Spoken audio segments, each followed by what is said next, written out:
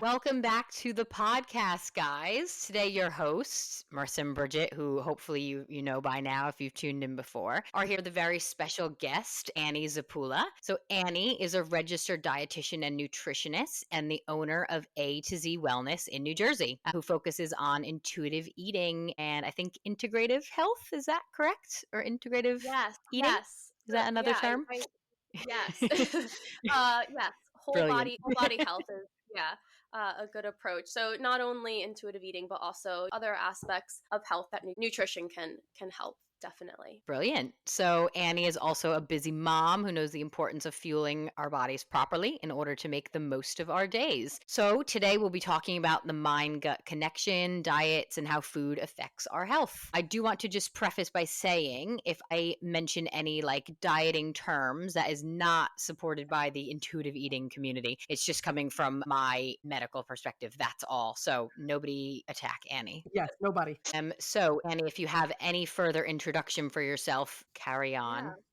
Thanks, Bridget. Thank you, Marissa and Bridget, for having me. It's so nice to be able to be on a platform like this to share the nutrition side of health, because I always advocate my clients to be working with all of their interdisciplinary teams. I think that the therapies are so important to be working together. So it's so great to have all three perspectives on a podcast like this. So like Bridget said, I am a dietitian nutritionist. I have a private practice in Sea Girt, New Jersey that provides one-on-one nutritional counseling services for those who want to utilize nutrition as a way to promote their overall health. I work one-on-one with clients to support a variety of health goals, whether it's helping women heal their relationship with food with a more intuitive eating approach, or just helping other genders and age groups support their overall health, or manage any kind of chronic diseases like diabetes or heart disease. So I really advocate for my clients and take a very personalized approach in supporting their health and want it to be something that feels like a positive incorporation to their lifelong well-being. So I do virtual and in-person sessions and work with major insurance plans. So just the accessibility of nutrition therapy is also super important to me. So I'm excited to share a little bit more of my perspective. And like I said, thank you for having me on to share a little bit more specifically about intuitive eating and its benefits. Excellent. So Okay. Yeah, absolutely. So before we really get into it, quick bump date for everybody. Anybody who cares, probably like 2 friends.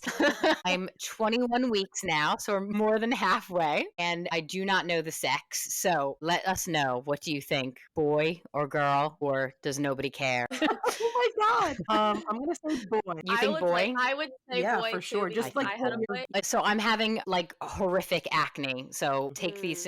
I'm ugly as anything. So just think about that. No other symptoms except extreme ugliness. This is why we cannot video podcast. Just kidding. I know. Yeah. We don't video because right now I'm not fit for camera. This is a face for radio. It's technical issues. A face only a mother could love. Technical issues. So, yeah. Oh my God.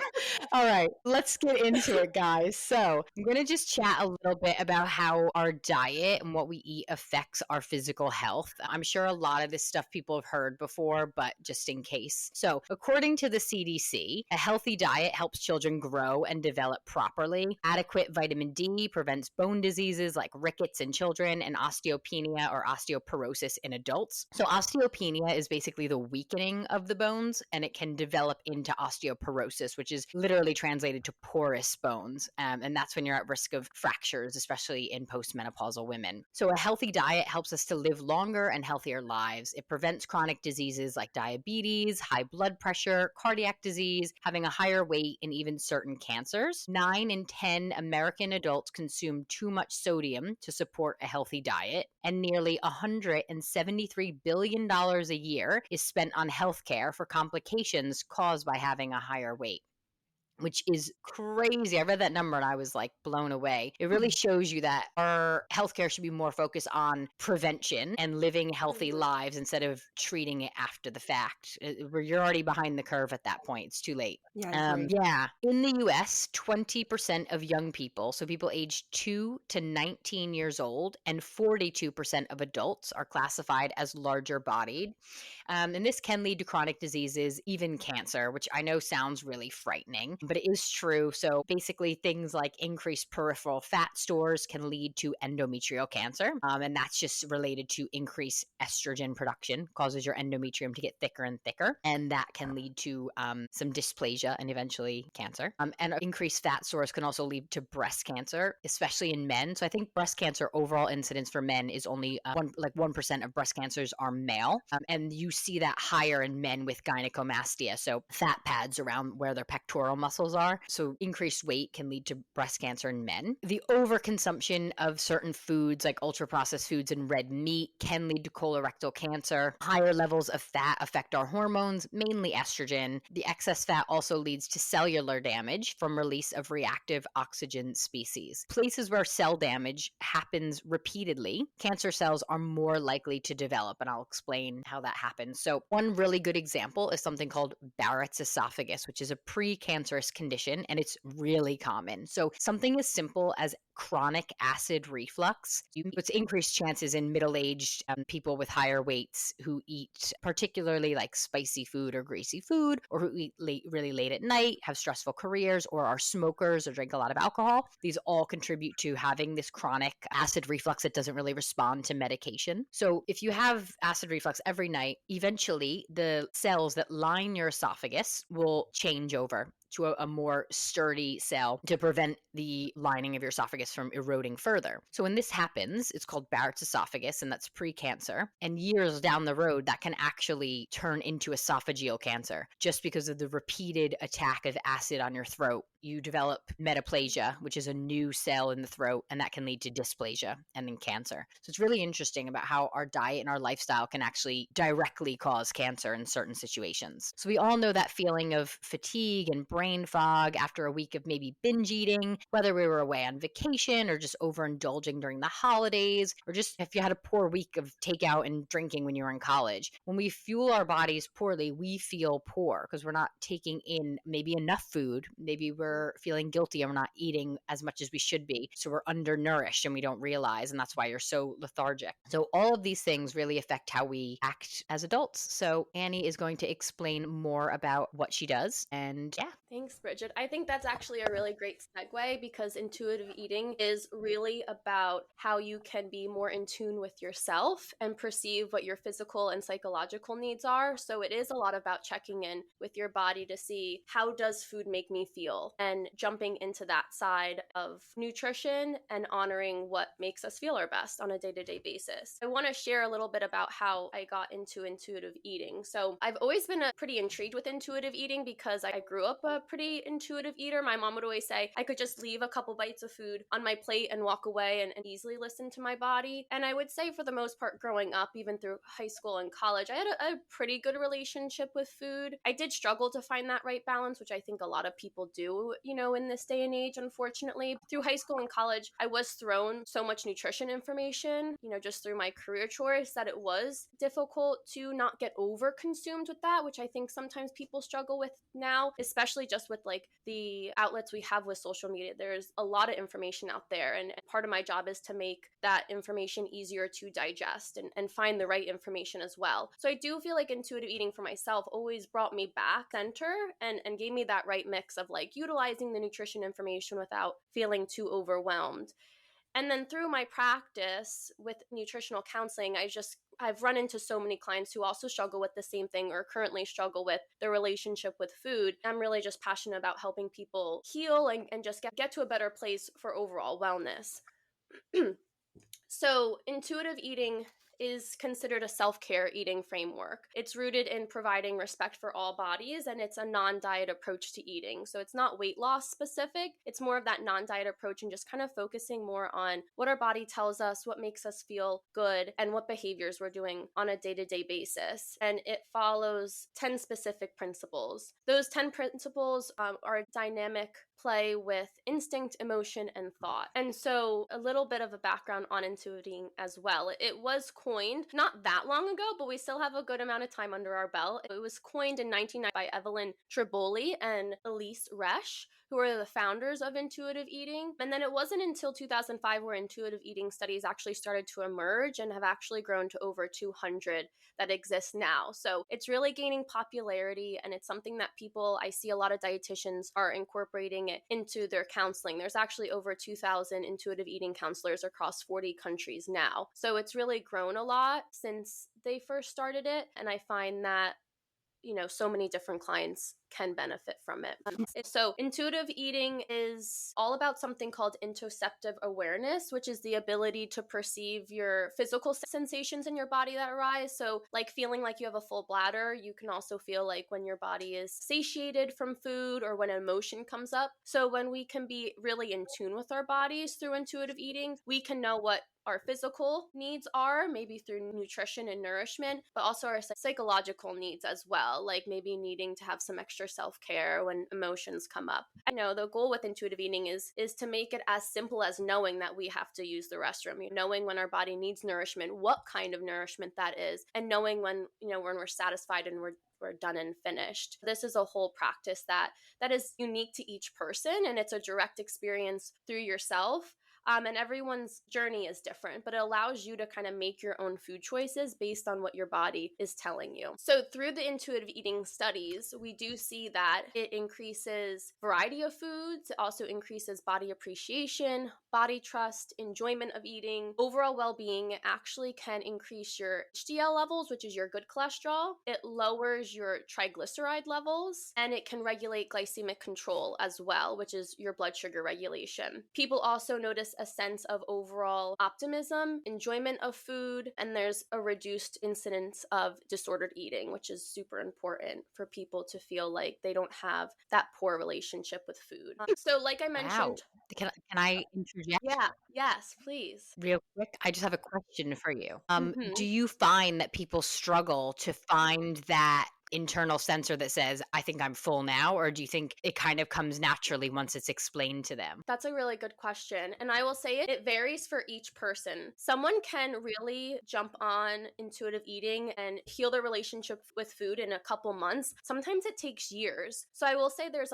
information we collect in the first session of like where your health history is at, where your relationship with food was at when you were younger, and what's kind of contributed to your perspective on food now. So I will say that it varies per person, but it is kind of like a whole new learning process for some people. We're kind of sometimes starting from scratch if people from a young area are not used to listening to their body and maybe have been told a lot of rules and restrictions as a child, or do struggle with like their relationship with social media and following certain people that put some fear around food. So everyone's journey is different. I would say we do a lot of practices together to make that easier for you. For example, I have a resource that is called a hunger scale, and it is a scale from 0 to 10 that rates 0 being like very hungry, in pain, uncomfortable, and 10 being the opposite but for fullness. So being bloated, having pain, not having any energy, not being able to move too much. And we utilize that information together to kind of check in with where do you sense those things approaching meals, and how does that change also as you're eating. So we do a lot of mindfulness practice when it comes to intuitive eating. Mindfulness is a skill, and intuitive eating is more of like this eating style and lifestyle approach. And so we do a lot of practices together to not only have that in nutrition education, but also,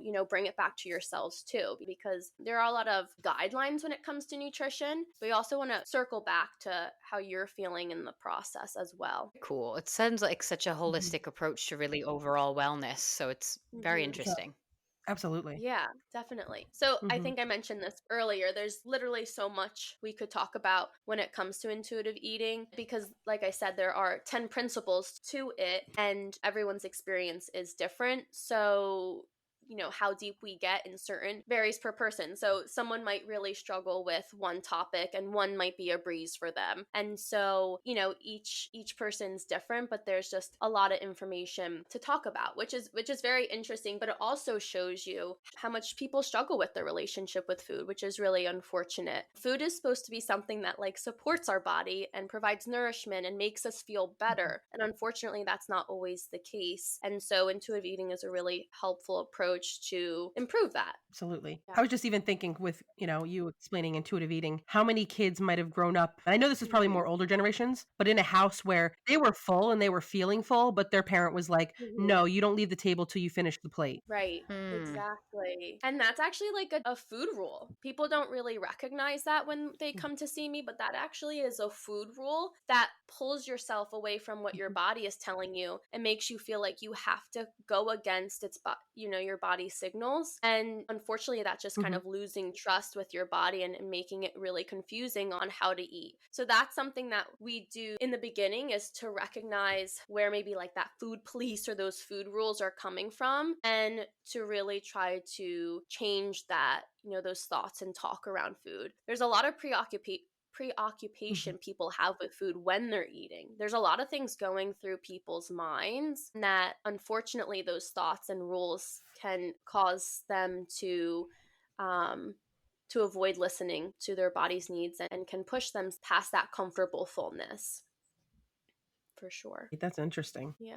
I'm sure very, So helpful for people maybe even hearing this for the first time. yeah, and there's 10 principles to intuitive eating, and I wanted to just touch on a couple here that I find my clients or people struggle with the most when it comes to their relationship with food, and I'll try to be concise with this as well. Like I said, there's so much information, but definitely jump in and let me know if you have questions with anything that I share here. So one of the first principle of intuitive eating is rejecting the diet mentality. And this is a big one when it comes to intuitive eating, because we're essentially accepting that dieting does not work. And research does show us that. And so it pretty much means that we're going to accept that following any kind of like restrictive fad diet is not going to support overall well-being and is not going to be sustainable. There's actually a really interesting study called the Minnesota Starvation Study. I'm not sure if either of you have heard of it before, but it was taken place in 1944 to 1945 on college-age men who were put on a semi-starvation diet along with exercise. And they were put on about a 1,700 calorie diet, which was really only a few hundred less calories than what their body would need. But they found that this study led to food preoccupation, so food thoughts, food talk, people just talking about food in excess, collecting recipes, studying cookbooks, having food cravings. So kind of really becoming like that obsessive, having those obsessive feelings around food that some people often do when they're on really restrictive diets. And there were actually a couple scenarios where people did binge on food and purge because they over consumed, and they kind of had that rebound effect of under eating and then that food restriction causing them to binge on food and then be so uncomfortable that they purge. So it's really interesting how we have these studies to show that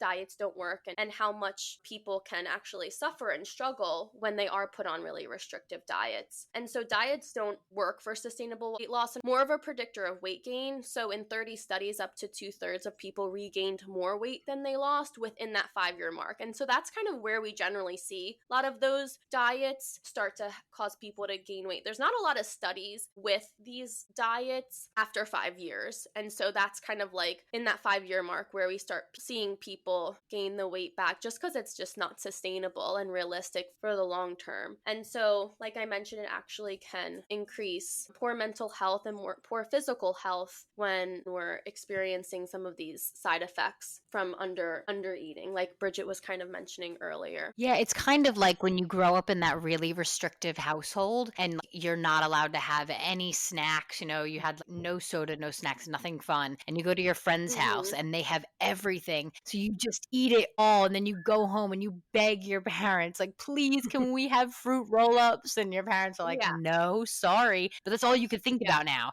How do I get the fruit roll-ups? Who has the fruit roll-ups? Where can I eat the fruit roll-ups? Yeah. And I agree. related a lot to COVID with my clients too. When the pandemic happened, we were told we couldn't go outside, go to the grocery store, go to a park, go do anything. And all we wanted to do was go stand in the grocery store, right? Like it was when we're told we can't do that something and we're like really restricted with something, that's where our minds start to become like we start to overthink around. And the same thing applies to food as well. Yeah, That's so funny. Okay, during COVID, it's just funny you mentioned the grocery store. During COVID, I was in Chicago. In Chicago, it was like spring 2020, so early COVID. Chicago had like a full lockdown effect in order because COVID was spreading rampant there. So my roommate Marwa and I, shout out to Marwa, we were just watching Superstore, that like NBC sitcom.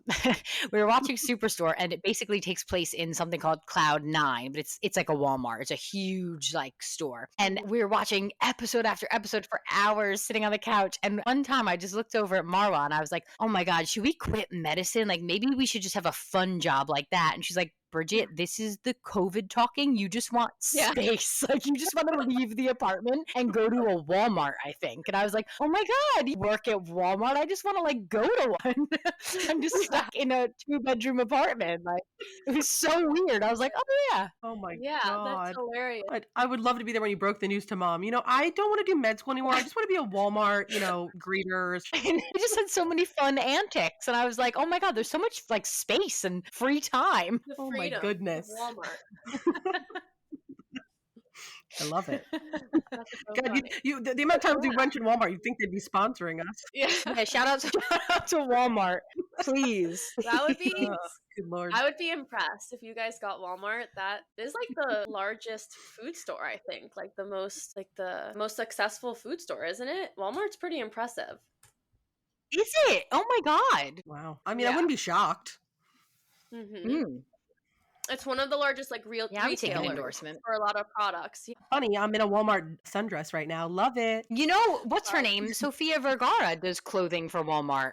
Well, that makes sense because that's fabulous Yeah. and comfy. I know. All right, we gotta stop bigging up Walmart unless they're giving us money. No, yeah, what the heck? Oh my gosh, it's hilarious. Walmart.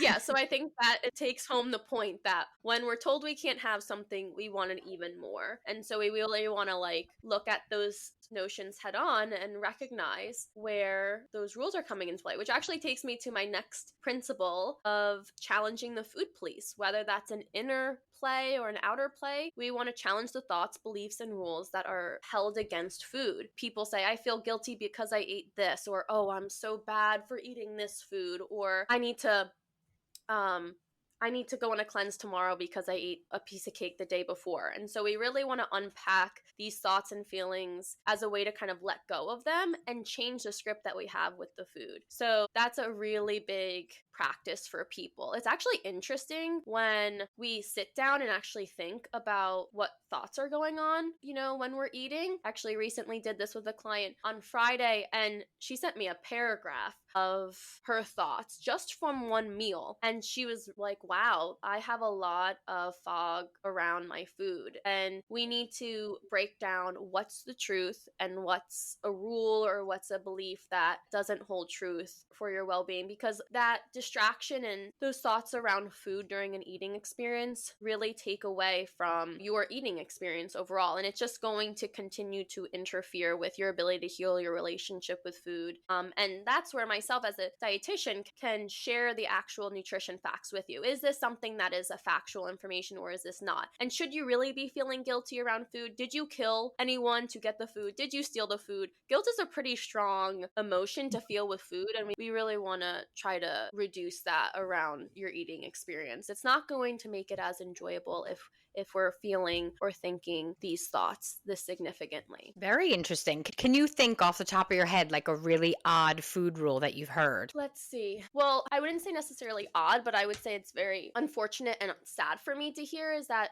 females or males in a larger body, they believe that they shouldn't be eating in general. And so that's a whole nother topic in itself, but that is really unfortunate to feel like because someone's in a larger body that they think they shouldn't be eating, or that they're going to be judged for eating anything, or more judged for eating a specific food. So that is one of the more unfortunate things I hear, that people really struggle with feeling like they deserve to eat because maybe of what people have said to them or how they think that they come across in regards to the size of their body. Wow. Yeah, that's God, so that's sad. awful. Yeah.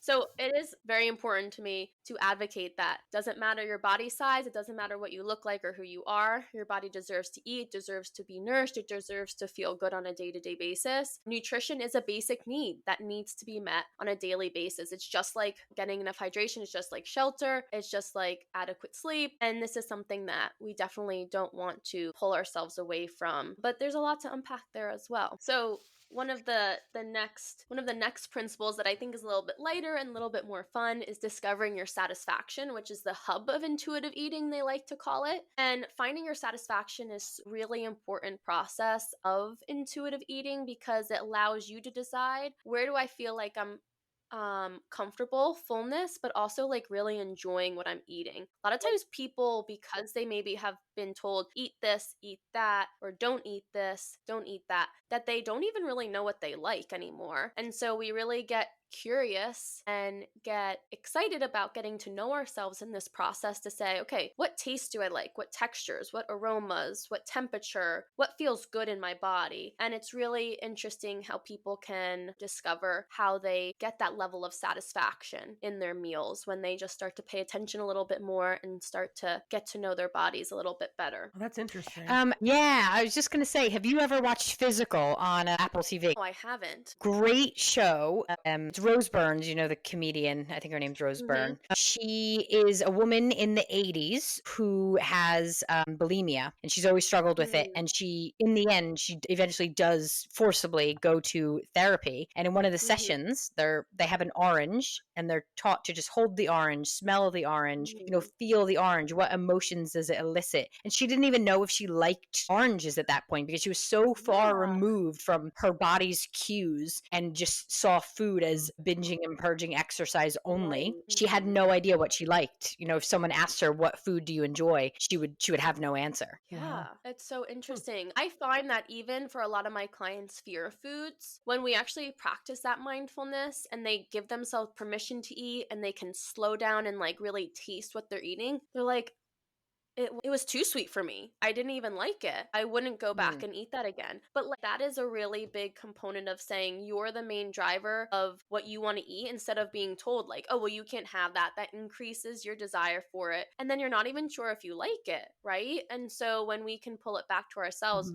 you know, a lot of times these foods that we're restrictive or feel like we have no control over actually easily goes away because we're the ones determining whether we like it or not. But that mindfulness practice is huge to get a better picture of like, what actually is this food about? Do I like it? Does it make me feel good? Is it tasty to me? That's super interesting. I'm gonna have to look up that show for sure. Yeah, it's very, very good. I definitely recommend it to everyone, regardless.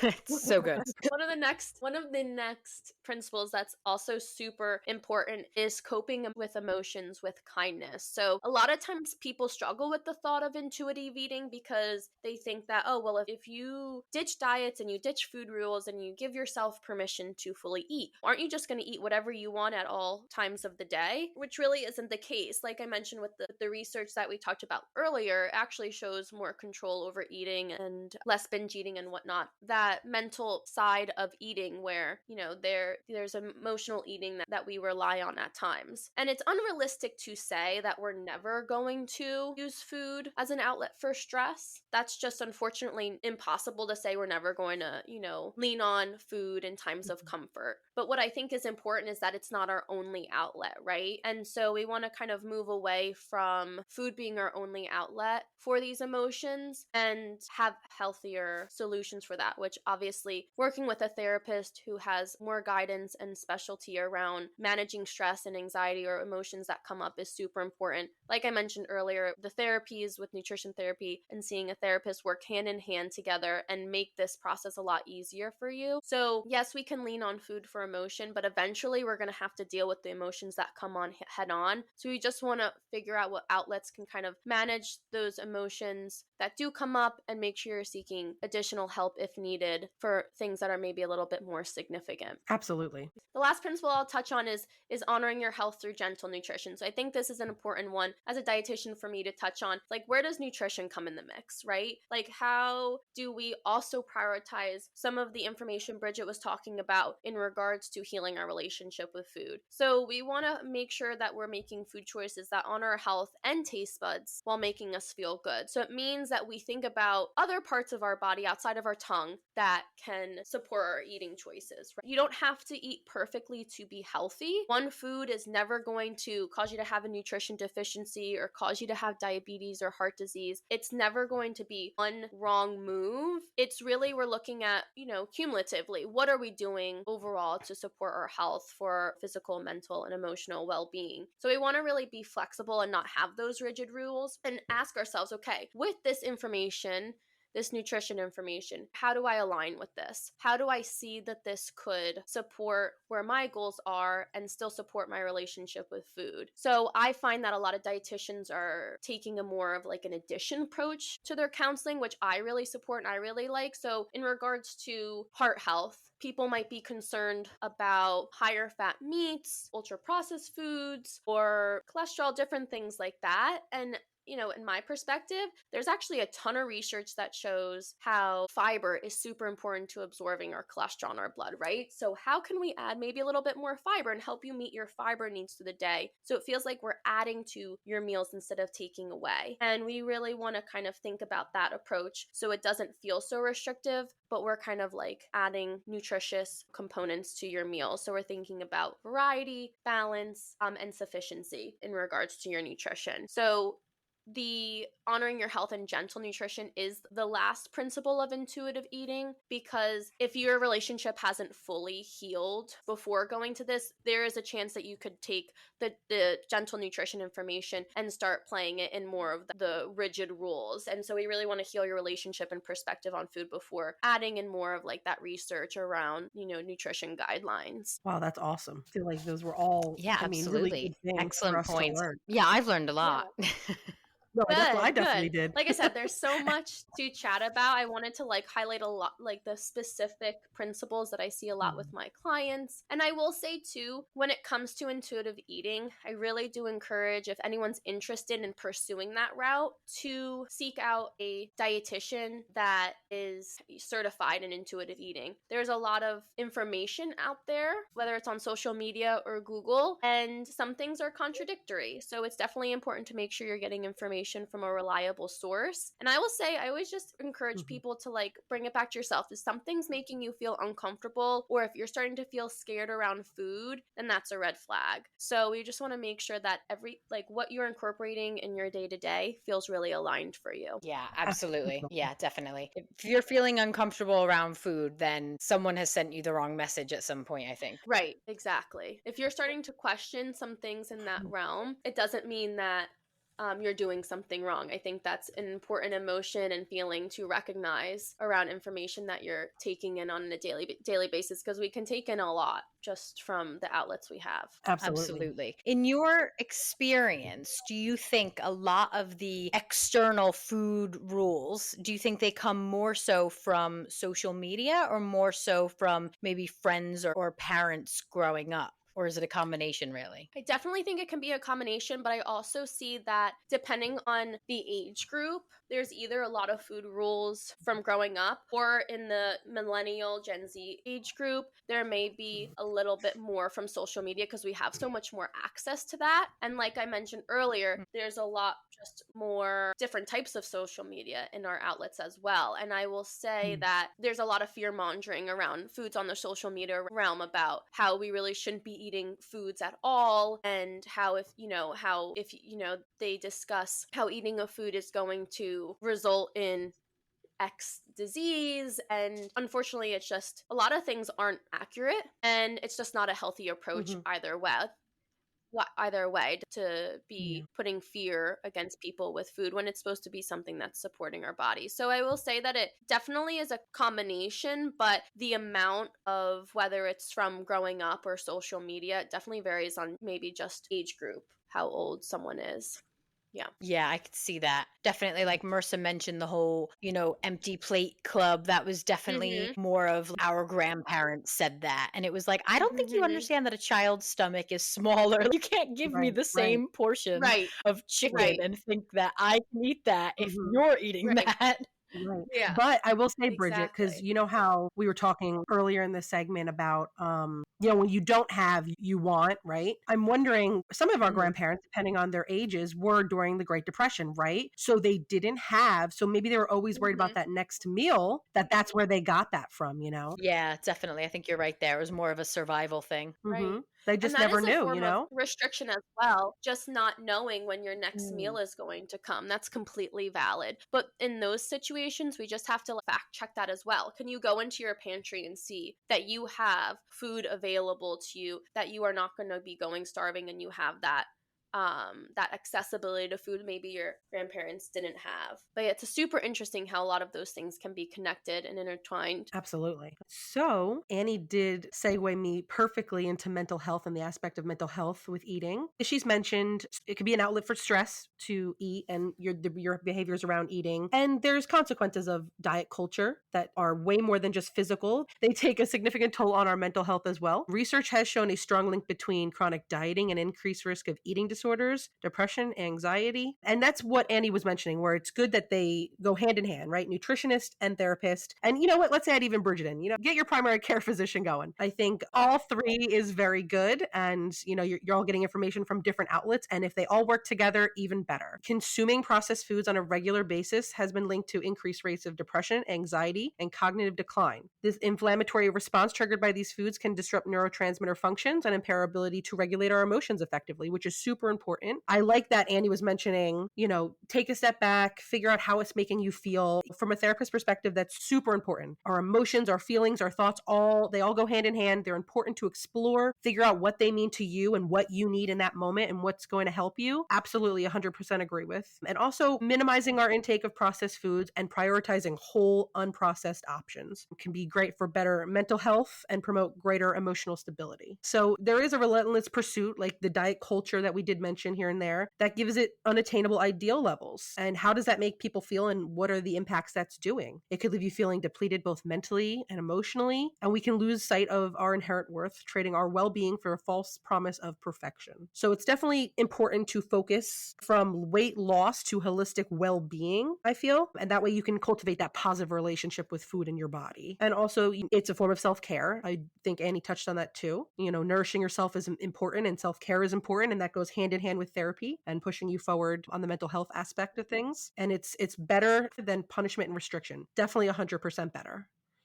Yeah, I agree with Marissa. I think it's so important to avoid thinking about how we need to change ourselves and just think about how we continue want to be the best version of ourselves. Absolutely. And even outside of obviously us being on this podcast, there has been times, you had said you needed a referral for therapy. And I think it's like, as Annie has mentioned, it's Mhm. important to understand that you definitely need a therapist that specializes in this. I am obviously not one of them. I specialize in other things, mostly related to trauma and anxiety and depression, but definitely find a therapist that will pair great with a nutritionist. They definitely go hand in hand, super important. For sure. Okay, so I just want to touch on something that is all the rage lately, but I don't know if it's just because of my career. I hear about it all the time. People mention it to me all the time. So it's not something that is really endorsed by the medical world, but I've heard so much about it that I've had to do my own research about it. So it's something that everyone is calling the hormone diet. So, if gosh, you do a quick Google search, you'll see 20 million versions of it. So basically, this so-called hormone diet claims to treat things like infertility associated with polycystic ovarian syndrome. So PCOS is a very common syndrome whereby people have excess androgens and estrogen affecting their menstrual cycle. They often skip periods and therefore don't ovulate monthly. So without ovulation, pregnancy doesn't occur naturally. So one of the biggest risk factors for PCOS is having a higher weight, hence how we have now gotten into this hormone diet. So the hormone diet claims that, quote, when your hormones are out of control, you feel tired all the time because your body is converting food into fat instead of fuel. You lose muscle, tone, and fat builds up, end quote. unsure about the validity of that statement, but I just thought I would mention that. I was like, that's an interesting, I don't know if that's accurate, but anecdotally, people are very pleased with the results. So I was like, what does this diet entail? Actually, not that crazy. So they do encourage 60 minutes of some sort of exercise. So that could just be if you go for a walk for a few minutes and then you go to the gym or you go for a run. So you can combine different movements throughout the day, but up to about 60 minutes daily. And they also encourage healthy sleep as a means to reduce stress, which, yes, I think we can all agree with that. Sleeping is so essential. And the diet involves taking vitamins, lots of vitamins, B6, B12, zinc, and DIM. So DIM is found in cruciferous vegetables, like that's like broccoli, stuff like that, leafy greens as well. And this stimulates efficient estrogen metabolism, which that is true. That is true. Sometimes, people take that over the counter, just their own little, if they're going through menopause or something, people will take that. And fenugreek. So the hormone diet includes 3 meals and 2 to 3 snacks daily. So you are eating enough, definitely. It encourages protein to stay fuller longer, and it discourages processed foods. Vegetables, fruits, and egg whites can be consumed in unlimited quantities. So I was looking through because they have like pages and pages of example diets. So like one of them would be like 2 egg whites in the morning with a piece of toast and like maybe some spinach, and then like a cottage cheese snack mid-morning, a nice big like Greek salad for lunch, and then dinner might be like chicken, vegetables, rice, a roll on the side. So it is adequate food, and 3 snacks daily. And I don't know if there's any validity to this quote hormone diet. It's more so that people are just eating whole foods and eating enough and getting more protein and feeling better about themselves. And then as a side effect, they are maybe shedding a few pounds, and overall their symptoms are improving. So I think that's what's really happening. Yeah. Like, what are the behaviors behind supporting your health, right? Instead of, like you mentioned, it being weight loss focused. Let's think about like, where is your overall lifestyle at? And is there anything we can do to add a little bit more balance in there? And I will say that in specific in regards to like PCOS, something that we do on a nutrition standpoint is making sure their blood sugar is really stable, because if their blood sugar isn't stable, they might be releasing a hormone called insulin too much, which can affect their health outcomes. And so in regards to keeping your blood sugar stable, we think about making sure you have enough protein.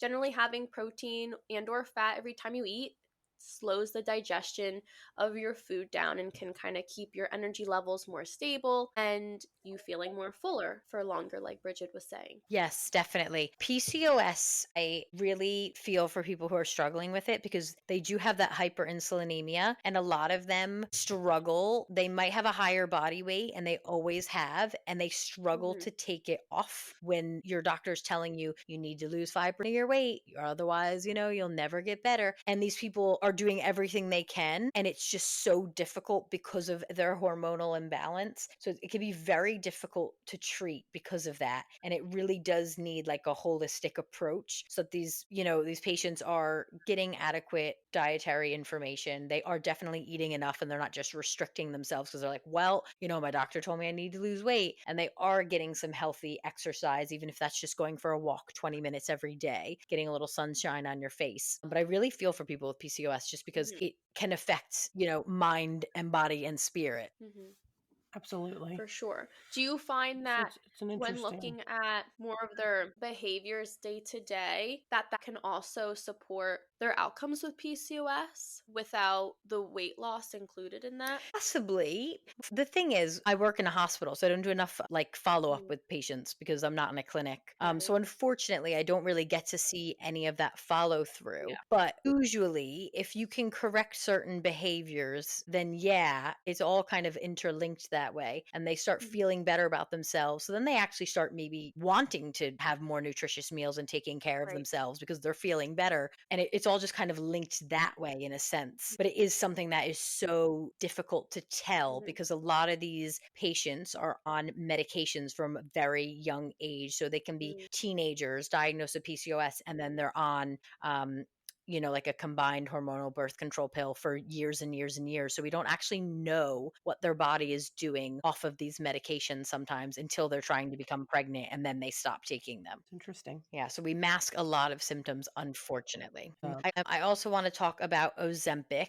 That is, wow, everywhere on social media. You might know someone taking Ozempic. It is just so common. Obviously, we've heard about the shortages for people who actually need Ozempic because Yeah. everyone is just buying it up. So we are seeing an unprecedented number of unplanned pregnancies from women who are taking Ozempic. We're calling them Ozempic babies. So Ozempic is a GLP-1 agonist. It does now come with a warning because they Wow. can reduce the effectiveness of birth control pills, mostly combined birth control, so with estrogen and progesterone. So women are being told to use IUDs, condoms, or other long-term progesterone or copper methods to prevent any unwanted pregnancies. And the other theory is that weight loss itself is correcting years of anovulatory infertility seen in things like PCOS. So a lot of times first-line treatment for PCOS, if you want to start ovulating, is to lose 5% of your body weight. So even if you're not a larger bodied person, if you fall into the average category for BMI, a small amount of fat loss can correct your hormonal imbalance and improve symptoms. So it's only making sense that women suffering with being larger bodied and they have type 2 diabetes are using Ozempic. So this is causing a significant weight loss over a short amount of time.